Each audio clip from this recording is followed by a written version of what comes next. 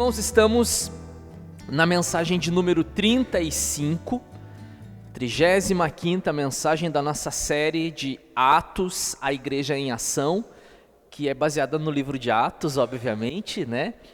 E nós estamos no capítulo 13. Domingo passado eu encerrei o capítulo 12 com aquela passagem que falava sobre a morte de Herodes, o Herodes Agripa I.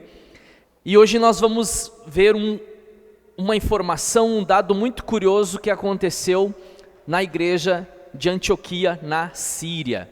Então você tem aí o texto, Antioquia, a igreja em Antioquia e os chamados de Deus. E nós vamos ao texto da palavra hoje, só para começar, só para esquentar, a gente vai ler só 3 versículos, e aí no mês que vem eu continuo esse capítulo de número 13 aqui, porque a partir de agora, o apóstolo Paulo e Barnabé, ou Barnabé e Paulo, no início aqui essa ordem invertida, eles iniciam a sua primeira viagem missionária. A gente sempre fala, né? A primeira viagem do apóstolo Paulo, a segunda viagem, a terceira viagem. Agora nós vamos embarcar com Paulo a partir do mês que vem. Nós vamos embarcar com ele e conhecer um pouco dos lugares por onde ele passou e como que foi o desenvolvimento da palavra de Deus, da pregação, como que foi a recepção daqueles que ouviram, os que se converteram, os que rejeitaram, os que lutaram contra a própria pregação da palavra de Deus, enfim, é tanta coisa que a gente tem para analisar, aprender, tanta informação importante e relevante para a nossa vida.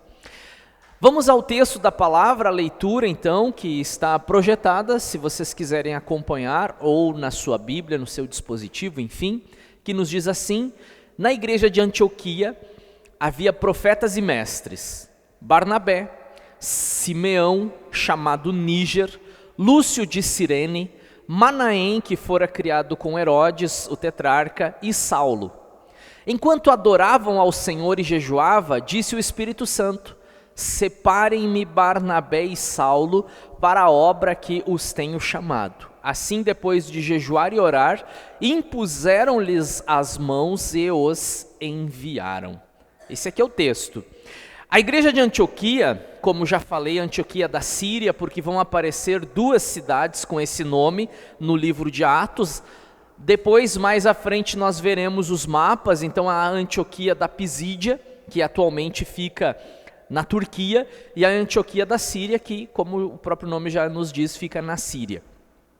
Então surgiram igrejas nessas cidades, e essa igreja que nós vamos analisar hoje, pelo menos o início da análise da igreja de Antioquia, ela já apareceu algumas vezes e nós já estudamos ela algumas vezes. Essa igreja aqui, ela surge a partir do capítulo de número 11, se eu não estiver enganado. Uma igreja multiétnica, uma igreja com pessoas de etnias diferentes, uma igreja com pessoas de culturas diferentes, uma igreja com pessoas de faixas etárias diferentes, uma igreja multiforme que revela, de certa forma, a multiforme graça de Deus. Eu preguei aqui numa dada ocasião que Barnabé havia sido enviado para lá pelos apóstolos, porque os apóstolos foram informados que a palavra de Deus chegou em Antioquia e que houve um grande avivamento, a igreja cresceu, muitas pessoas se renderam a Jesus e estavam congregadas num único lugar, cultuando, servindo a Deus, e Barnabé foi para dar uma olhada e ficou impressionadíssimo com o que estava acontecendo, e foi até Tarso e buscou Saulo ou Paulo, como vocês preferirem. Não é que Deus mudou o nome dele de Saulo para Paulo, como alguns falam. Na verdade, ele tinha 2 nomes, ele era um cidadão romano, mas ele era de etnia hebraica, então ele tem o nome hebreu e o nome italiano, né? Saulo e Paulo, respectivamente.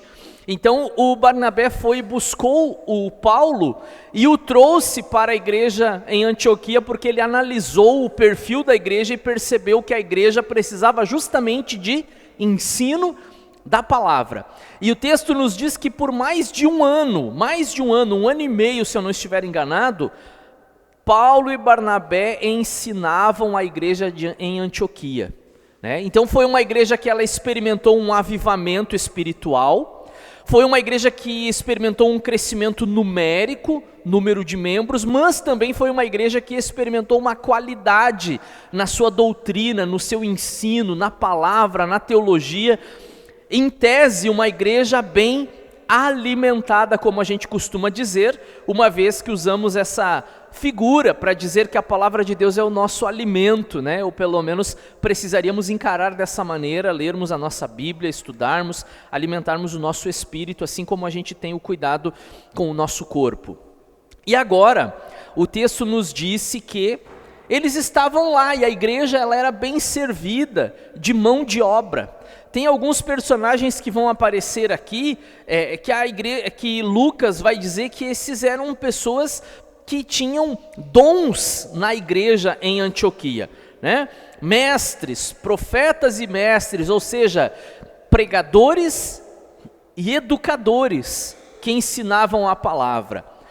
Eram eles Barnabé, que já é conhecido de todos nós, e parece que ele assim desponta como o primeiro dos 5, ou seja, Barnabé era o cara, nesse momento não era nem Paulo, era Barnabé, o nome realmente, uma liderança reconhecida pela igreja.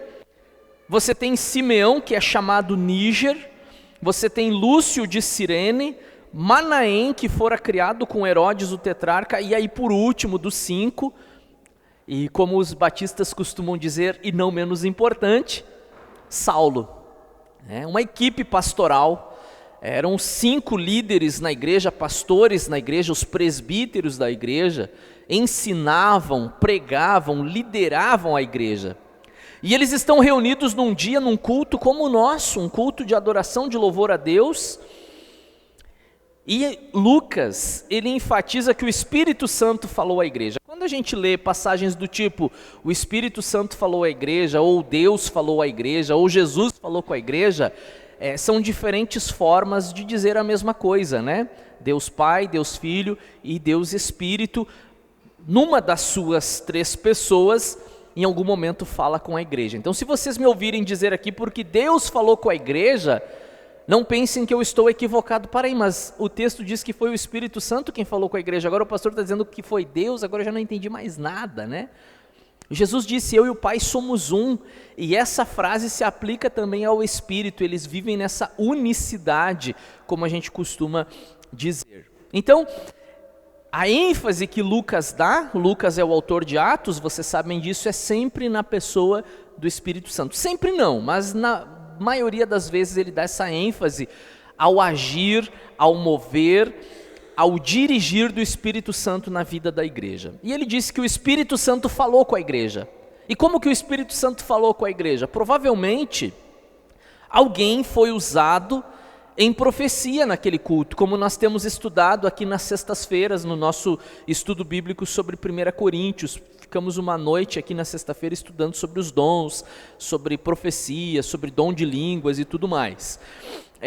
Num determinado momento do culto, o Espírito Santo usou uma pessoa para entregar então uma mensagem vinda de Deus, uma profecia, devidamente, né, definitivamente uma profecia, verdadeiramente uma profecia, e essa profecia falou com a igreja e diz assim, separa desses 5 que vocês têm aí de melhor, separem 2, que eu vou então enviar eles para uma obra, vou enviar eles para o campo missionário, eles serão enviados para missões, né? Então nós vamos para uma rápida introdução. A igreja em Antioquia desfrutava de seu melhor momento. Nesse clima, Deus fala com a igreja que abre mão de 2 grandes líderes e os envia ao campo missionário. Não é fácil abrir mão, né? Imagina se nós aqui temos alguns cooperadores e se Deus falasse conosco aqui, separa para mim aqui o João e a Amanda que eu vou mandar eles para o campo, né? Ou o Cássio e a Tiele, ou, né, qualquer outro dos irmãos. É óbvio que a gente sentiria, né? Poxa, os irmãos vão sair da igreja, nós vamos perder cooperadores aqui. Mas uma vez que a gente perde, na verdade a gente não perde, porque a gente ganha, né? O reino de Deus ganha, a gente nunca perde, porque tudo faz parte de um mesmo reino, que é o reino de Deus. E essa é uma dinâmica que Jesus nos ensinou. Se você quer ganhar, você precisa perder, né? Se você quer ser alguma coisa, você tem que servir os outros, se tornar servo dos outros e assim por diante, né? A ética do reino de Deus, ela é invertida. Os princípios, eles são invertidos do que normalmente a gente vê por aí. E Deus falou através do Espírito Santo com a igreja estava em oração, e a igreja então ora e abençoa a vida desses dois irmãos que são agora escolhidos, chamados, vocacionados por Deus para continuarem atuando na obra de Deus. Outrora eles atuavam apenas na igreja local, agora eles vão atuar fora da igreja local e pelo mundo. Nós vamos falar na mensagem de hoje sobre vocação, testemunho e envio. Testemunho no sentido de qual é o testemunho que os líderes têm em relação à igreja. Seria nesse sentido. Temos algumas curiosidades, como eu tenho feito nas últimas vezes. Você vai perceber ali que aparece um nome chamado Simeão, que ele tem como apelido Níger, né? E a palavra Níger significa negro. Então provavelmente nós temos aqui o primeiro irmão da liderança, inclusive da igreja, negro, mencionado na igreja. A gente teve um outro caso, que foi no capítulo 8 com o servo da rainha dos etíopes, né? Que provavelmente também era negro, mas a gente não vê ele permanecer na igreja em Jerusalém ou alguma das igrejas que são relatadas por Lucas, mas ele se dirige então para a Etiópia, que fica mais ao sul do Egito, na África. Agora aqui a gente tem um dos irmãos, inclusive na liderança da igreja, né? E aí você tem o segundo personagem que aparece ali, que é o Manaém, que era irmão de criação de Herodes Antipas. Quem era o Herodes Antipas? Vocês estavam domingo passado, sabem todos os Herodes, né? Então vocês vão lembrar que o Herodes Antipas era o governador da Galileia nos dias do ministério de Jesus, que foi aquele que mandou decapitar João Batista e que inclusive interrogou Jesus na noite em que o Senhor Jesus foi traído. E aí a gente vai então para essa mensagem que fala a respeito da igreja de Antioquia e os chamados de Deus, vocacionados de Deus, os escolhidos de Deus. E aí eu quero uma atenção de vocês para os versículos, eu não coloquei eles aqui, mas é importante que de vez em quando vocês deem uma olhadinha na Bíblia de vocês aí, porque eu vou fazer menção de alguns detalhes que são muito importantes no texto de hoje, né?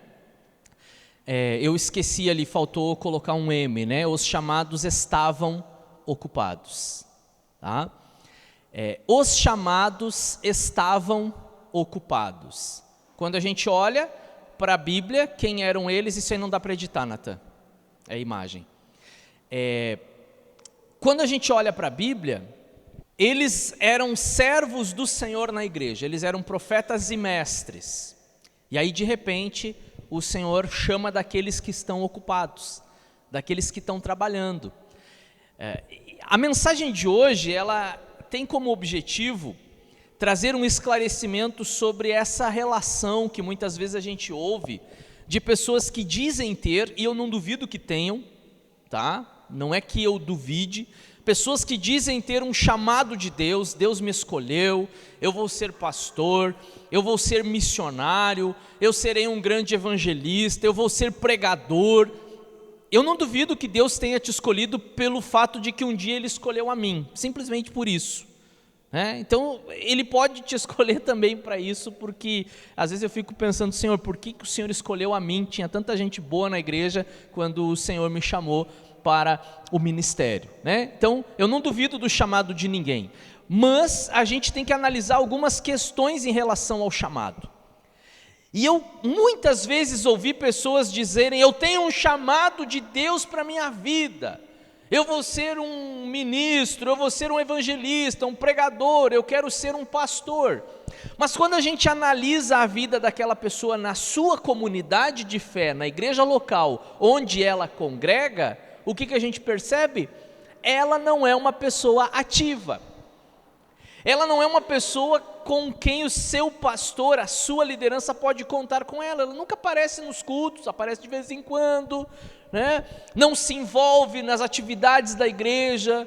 O pastor organiza lá um mutirão, tem a limpeza, tem isso, tem aquilo, ele não participa de nada, mas ele fica cultivando na sua mente e alimentando essa esperança de que ele tem um chamado de Deus. E de vez em quando a gente se depara com pessoas que brigam, que lutam porque alegam ter esse chamado e de repente ninguém os colocou a pregar, não deram cargo para ele, não colocaram ele como pastor da igreja, como ele almejava, e aí ele se frustra e sai da igreja. Nós já tivemos situações aqui de pessoas que saíram porque entendiam que deveriam ser colocadas na liderança da igreja, deveriam pregar, deveriam estar à frente, mas quando eu olhava para a vida do indivíduo, eu não via ele ativo, não era alguém com quem eu podia contar, não era alguém que estava engajado com as coisas de Deus, na sua igreja. Sem contar, irmãos, que existe um grupo de pessoas por aí que quer fazer a obra de Deus e nem sequer congrega. Vocês já viram alguém, conhecem alguém que anda por aí, quer pregar nas igrejas, quer dar testemunho nas igrejas, quer cantar nas igrejas, tem o seu CD gravado, o seu playback, não sei o que lá. Aí quando você questiona, mas o irmão congrega onde? Não, atualmente eu só sirvo num ministério itinerante. Isso não faz sentido quando eu olho para a palavra de Deus, porque quando eu olho para a vida desses homens, eles estavam ocupados fazendo a obra de Deus na sua igreja. E o Ronaldo Lidório, que é um missiólogo brasileiro muito conceituado em nível mundial, ele escreveu em um livro seu intitulado Vocacionados, que ele fala sobre isso. E ele diz que a igreja não deveria nunca mandar para longe aquele que não é uma bênção perto. A igreja nunca deveria enviar para longe aquele que não é uma bênção perto. E aí às vezes a gente escuta, graças a Deus, irmãos, aqui no nosso contexto de igreja, estamos por enquanto livres desse sentimento, mas às vezes a gente escuta por aí pessoas dizendo assim, eu tenho um chamado missionário, eu vou para a África, Deus quer fazer uma obra através da minha vida na Índia, e não sei mais onde. E aí você olha para a vida da pessoa na sua igreja, ele não é um servo, ele não é um cooperador, ele não é engajado, ele não está atuando, ele não está nos cultos, ele não está participando daquilo que são as demandas da igreja, mas ele se olha no espelho e ele enxerga um chamado. Eu não duvido que Deus não tenha colocado um chamado no seu coração, eu não duvido que Deus até não tenha escolhido aquela pessoa e que essa pessoa possa vir a ser útil nas mãos de Deus, Amém, que seja, é o meu desejo que ela seja útil nas mãos de Deus, mas antes de você evangelizar a pessoa do outro país, num idioma, numa cultura, num contexto diferente, faça isso aqui com seu colega de trabalho, com seu colega de faculdade, com seus amigos, com seus familiares. O camarada tem um péssimo testemunho dentro de casa, na sua família, na sua vizinhança, mas ele se imagina, fazendo a obra de Deus, pastoreando a igreja, ou fazendo qualquer outra coisa. Então, os chamados estavam ocupados, Alguém falou uma vez que Deus não chama quem está desocupado, e se você observar na Bíblia, faz sentido essa frase. Quando Deus chamou o profeta tal, ele estava lá arando a terra, o outro estava lá cuidando do gado, o outro estava fazendo não sei o que, o outro fazia não sei o que. Jesus chamou os caras que estavam pescando, Jesus não chamou os caras que estavam zanzando, estavam fazendo alguma coisa, estavam ocupados. Quando a gente pensa em chamado na igreja, aí você imagina uma pessoa que já está 1, 2, 5, 10 anos na igreja, não faz nada na obra de Deus, não é participativa, e de repente, do nada assim, mas do nada mesmo, ela diz assim, pastor, assina os documentos aqui, eu quero ser enviado lá para o seminário batista, vou estudar teologia 3 anos, e 3 anos depois eu vou pastorear uma igreja. Será que funciona desse jeito, irmãos? Eu imagino que não, pela experiência de vida, e olhando para a palavra de Deus, eu não consigo enxergar dessa maneira. As pessoas que são chamadas por Deus, elas atuam na sua igreja, elas são bênção na sua igreja, elas são pessoas com quem o seu pastor pode contar. A respeito disso também, a gente percebe que Deus, Ele fala com quem? Com a igreja. Aí o camarada vem falar para mim: pastor, Deus falou comigo, eu tenho um chamado, eu preciso ser pregador do evangelho, e eu abro um parênteses aqui: ninguém proíbe você de pregar o evangelho, irmão. Ninguém proíbe você de pregar o evangelho, irmã. Agora, você vir aqui e ficar numa escala no domingo à noite, pregar aqui, aí é uma outra história. Aí existe uma liderança que vai analisar isso. Não significa que isso aqui é fechado, que ninguém pode pregar aqui. Não, não é isso, né? Mas tem que construir uma história dentro da igreja. Foi isso que eu falei para alguém outro dia, que queria vir para cá e começar já a pregar nos primeiros cultos. Eu disse: não, se você for congregar lá na Ibicinos, se você vier para São Leopoldo congregar com a gente, você vai precisar construir uma história na igreja. Não é assim, né? Eu sei que se eu saísse hoje da Batista e chegasse de paraquedas numa outra convenção, na presbiteriana, por exemplo, eu não vou dar um carteiraço lá: olha, eu sou pastor, eu sou formado em teologia, eu tenho isso, tenho aquilo, que legal, então você prega hoje. Não é assim. Você constrói uma história naquele lugar onde você agora está congregando, deseja congregar, né? E olha que interessante, Deus, Ele fala com a igreja. Quando a gente olha para o texto que eu pedi que vocês analisassem, né, o camarada, ele até pode ter uma experiência do tipo: Deus falou comigo para que eu fosse ministro do evangelho, pastor missionário transcultural, saísse do país. Legal, mas a tua igreja precisa perceber isso na tua vida, né? A tua igreja tem que reconhecer: o chamado não é o camarada que decide, não é o pastor que diz assim: até porque, irmão, se hoje, vamos pensar hoje em termos de igreja batista, se hoje eu quisesse colocar mais um pastor aqui na igreja, que a gente pode ter mais do que um, tá? Não significa que é só um. Supor que a gente tivesse aqui um pastor para cuidar dos jovens, por exemplo, né? Hoje nós não temos um pastor, nós temos um líder, é diferente.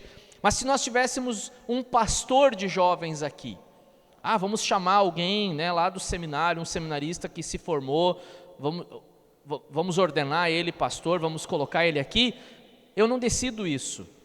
A gente faz uma assembleia geral, a gente precisa indicar, propor, né, precisa ter apoio e depois votar e aprovar para ver. As pessoas têm que enxergar na vida daquele indivíduo um chamado de Deus. Eu posso até ver que ele tem um chamado, mas a igreja precisa concordar com isso também. Não sou eu apenas e nem ele apenas, né? Então, às vezes as pessoas dizem: eu tenho um chamado. Amém. Então, continua usando o seu chamado aqui, exerça o seu chamado aqui, que a igreja vai ver. Mas essa igreja aqui é cheia de panelinha. Essa igreja aqui não reconhece o meu chamado. Essa igreja aqui não me valoriza, né? Então você precisa orar para Deus falar com a igreja. É assim que funciona, né? Não é desse jeito que a gente vê na Bíblia. Então ora a Deus, né? Eu já ouvi tanta história de pessoas que saíram porque não eram reconhecidos pela igreja, os meus talentos, né, não são reconhecidos. Irmão, alguma coisa deve estar errada, porque não é dessa maneira que as coisas funcionam, né? Não é assim. Então, Deus, Ele fala com a igreja. Eu lembro que na época em que eu fui ao seminário, a igreja se reuniu, fez a assembleia geral. Eu era um jovem lá que ajudava a cuidar das crianças, estava envolvido lá trabalhando com crianças na igreja, e os irmãos diziam: o Igor tem um chamado, e até eu duvidava disso num primeiro momento, mas isso foi surgindo naturalmente, não é uma coisa forçada, né? Outra coisa, não é porque alguém faz um curso de teologia que necessariamente tem que virar pastor. Tem pessoas que procuram a formação para terem o conhecimento, vai lá, faz o curso, e inclusive o seminário não é fechado só para quem tem um chamado pastoral ou missionário. O camarada vai lá, faz a inscrição, estuda teologia, e ele entende que ele não vai ser um pastor, ele vai estar na sua igreja, ajudando o seu pastor, ser um obreiro, um cooperador, um líder de departamento ou coisa assim. Mas é fundamental que a gente tenha a aprovação da igreja para reconhecer a liderança de alguém, a vocação e um chamado de algum irmão. E aí nós temos a última parte aqui, a saída é pela porta da frente. O que será que isso quer dizer? Bom, então é o seguinte, eu aprendi que eu preciso estar trabalhando, né? Deus chama aquele que está envolvido, eu estava participando, então, ok, essa parte eu passei. Segundo lugar, eu entendo que a igreja precisa reconhecer o meu chamado. De repente, o irmão lá ou a irmã, ele até tem um reconhecimento, mas não tem um reconhecimento unânime. Isso acontece muito nas igrejas, às vezes tem umas famílias lá que simpatizam com um certo pregador e querem que aquele cara seja o pastor. Mas tem um outro grupo na igreja que não quer que aquele cara seja o pastor, quer que o outro seja o pastor. E aí acaba virando discussão, e a gente já viu essa novela aqui estudando 1 Coríntios, né? Eu sou de Pedro, não, eu sou de Paulo, eu sou de Apolo, eu sou de Cristo, e a igreja fica dividida. A igreja acaba tendo seus pregadores favoritos, né? Ai, como seria bom, né, se o fulano fosse o pastor da igreja. Quando nós estivemos em Carazinho, trabalhando na igreja de Carazinho, eu era o pastor auxiliar lá, eu não era o pastor titular. E aí tinha uns irmãos que queriam me bajular no final do culto, depois quando eu pregava, não era sempre, diziam para mim, ai, como seria bom se tu fosse o nosso pastor.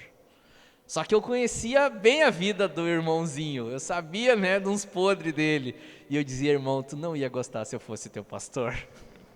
Tu não ia querer que eu fosse teu pastor, né? E a gente tem que cuidar, porque às vezes os irmãos ficam, né? Quando eu era aluno do seminário, irmãos, olha só essa história. Eu nem planejava contar essa história, mas eu era aluno do seminário, eu estava no ano já me formando, faltava ali, eu estava no último semestre. E eu trabalhava, tinha meu emprego, e de repente eu olhei lá, de dentro do meu local de trabalho, alguns carros estacionaram na frente do meu emprego. E eu olhei assim, mas eu conheço aqueles carros ali, não me são estranhos. De repente começa a descer o pessoal de dentro do carro, eram 3 carros. Desceram 3 famílias, que eram famílias da igreja onde eu congregava. E era um grupo de pessoas que estava insatisfeita com o pastor da igreja. E viam em mim um potencial para pastorear a igreja, ou uma igreja, né? Aí bateram lá, eu fui receber eles, atendi eles.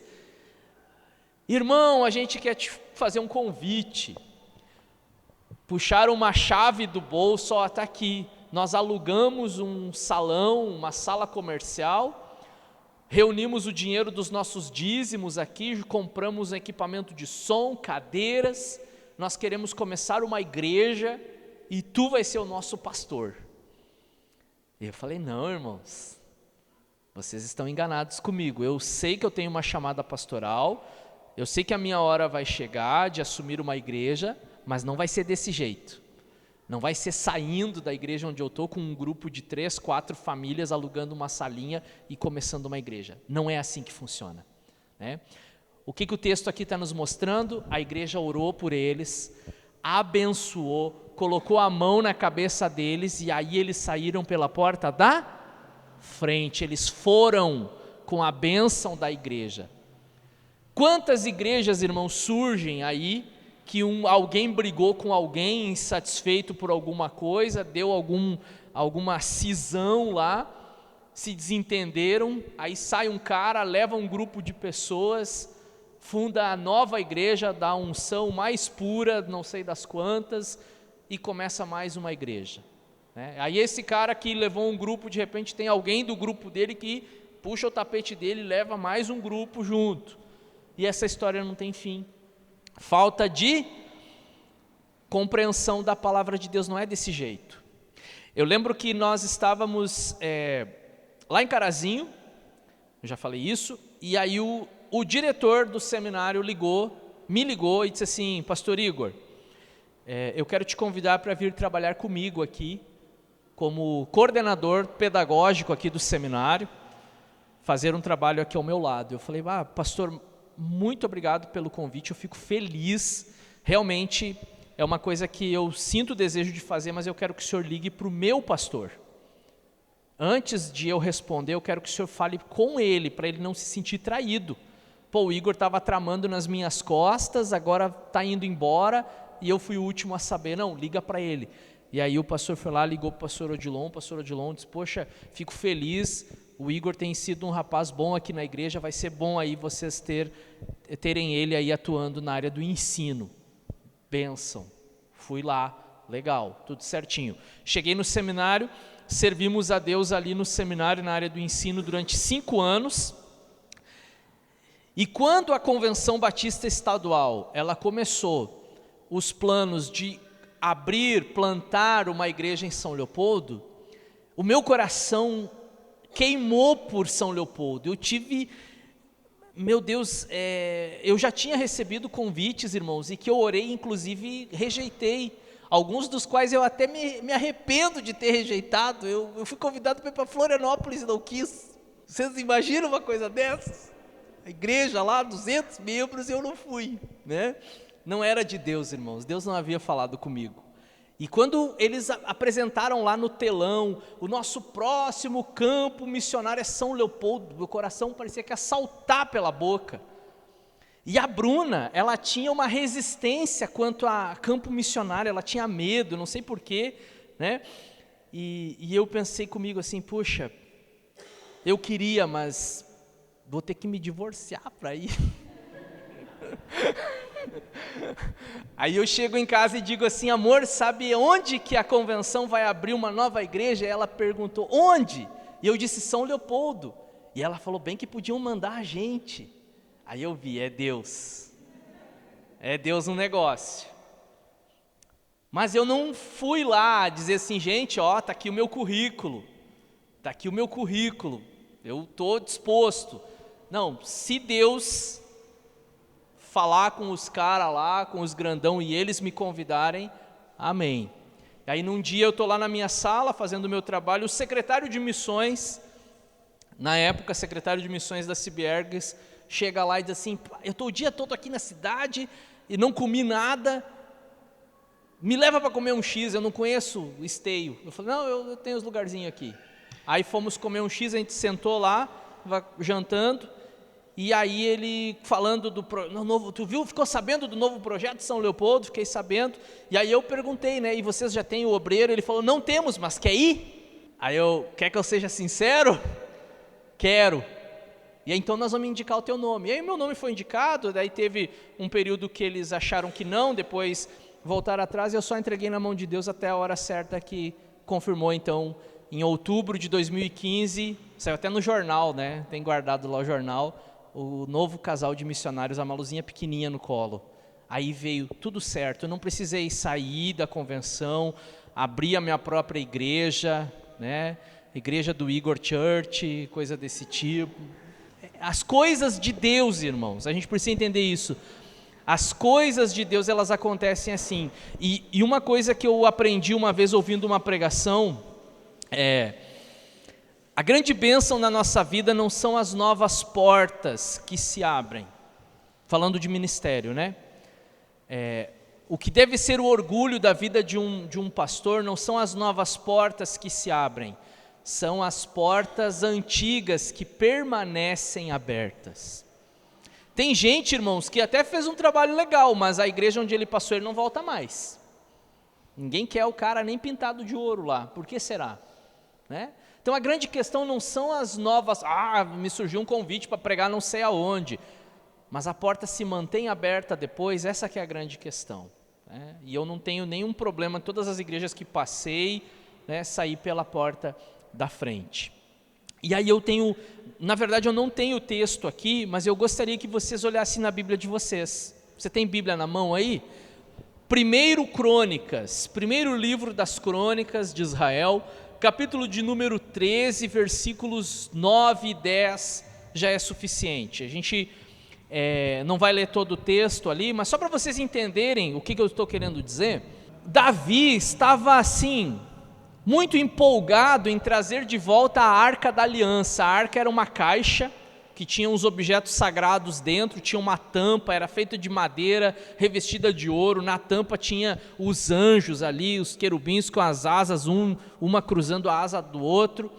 E aí o Davi foi lá, trouxe a arca, colocaram em cima de uma carroça, e eles estão trazendo, cantando, louvando a Deus, felizes da vida, porque a arca foi trazida de volta. De repente, o animal ali tropeça, a carroça balança, e um homem chamado Uzá, ele leva a mão para segurar a arca, e ele põe a mão na arca e cai duro, morre na hora. Aí a gente fica impressionado e às vezes até questiona, poxa Deus, eu citei o texto certo? É isso aí mesmo? É isso? Poxa Deus, o cara quis ajudar e ainda morreu. Se fosse eu tinha deixado cair a arca no chão então. O cara quis ajudar e morreu, né? Numa primeira leitura nós pensaríamos assim. Mas eu quero dizer uma coisa para vocês, existe o meu jeito de fazer as coisas e existe o jeito de Deus. E o que é princípio de Deus é inegociável. Deus não negocia os seus princípios. Deus disse assim: quando vocês forem carregar a arca, ela tem argolas nas suas laterais, coloquem as varas nas argolas e cada levita, 4, pega num canto, põe no ombro e traz caminhando. Os levitas, com roupa branquinha, limpinha, purificados, põe a arca nos ombros e traz então para o lugar onde vocês quiserem. Aí os caras foram lá, não, mas caminhando deve dar muito trabalho, vamos largar em cima de uma carroça, é mais fácil, né? Porque o ser humano quer sempre um atalho daquilo que Deus define como o jeito certo de fazer as coisas. Vamos atalhar, vamos botar na carroça que é mais fácil o processo, né? E aí o coitado do cara lá tenta ajudar, mas Deus, é um princípio de Deus, né? Só os levitas podiam fazer isso, não podia botar na carroça, ninguém que não fosse levita podia botar a mão nela, né? E aí aconteceu essa tragédia, que poderia ter sido evitada se as pessoas observassem aquilo que Deus está mandando fazer, né? Existem muitas tragédias no meio pastoral, ministerial, irmãos, que acontecem porque as pessoas não observam princípios que são de Deus, né? Deus, Ele não faz as coisas de qualquer jeito, há um processo todo. Eu tenho um chamado pastoral, que bênção, eu vou orar para que esse chamado se desenvolva na tua vida, mas faz a coisa do jeito certo. Entra pela porta, não pula o muro. Lembra da parábola do bom pastor, João capítulo 10, lembra disso, né? O que é o pastor das ovelhas, ele entra pela porta. O cara que for pego pulando o muro, é ladrão, ele está roubando as ovelhas, porque ele não tem a chave do portão, né? E aí Jesus diz que o pastor, ele cuida das ovelhas, mas o que não é pastor, o que é mercenário, ele não está nem aí para as ovelhas, ele vê o perigo e ele se manda e deixa as ovelhas para trás. É o que muitas vezes a gente vê, as pessoas vão atrás desses aventureiros aí que abrem a nova igreja da hora, do momento, uma igreja que surgiu do nada, que não tem bênção, que não tem ninguém que enviou, que não teve reconhecimento de uma igreja para abençoar o chamado do cara. O cara simplesmente, ele se intitulou pastor, ele acha que ele é pastor, e ele pode até pregar bem, e eu reconheço que tem muito cara pregando muito melhor que eu, inclusive, mas ele pulou processos, ele não respeitou os princípios de Deus, e aí lá na frente pode não dar muito certo. Então essa mensagem para nós, claro, você deve estar pensando assim, poxa, o pastor está pregando aqui, mas eu não tenho chamado pastoral, eu nem quero ser pastor, não serve para mim. Serve porque em tudo na vida tem o jeito certo, né? Para você atuar na igreja, para você se relacionar, para você namorar, para você casar, tudo tem o processo de Deus, não é do jeito que eu quero fazer as coisas, né? Tem o jeito pré-estabelecido de Deus, e quando a gente se sujeita ao jeito de Deus, a gente está debaixo da bênção de Deus. Quando a gente quer fazer do nosso jeito, a gente sai debaixo dessa proteção. E aí, de repente, vem alguma situação aí, nos pega de surpresa. Ah, Deus, por que tu deixou acontecer isso comigo? Cara, a minha mão estava aqui, tu saiu. Foi tu que saiu debaixo da minha mão. Eu estava te protegendo o tempo todo. E tu, de repente, pegou um atalho e saiu. Que Deus tenha misericórdia de nós, irmãos. E lembremos, Jesus é o caminho. Então, não vai pelo atalho. Amém?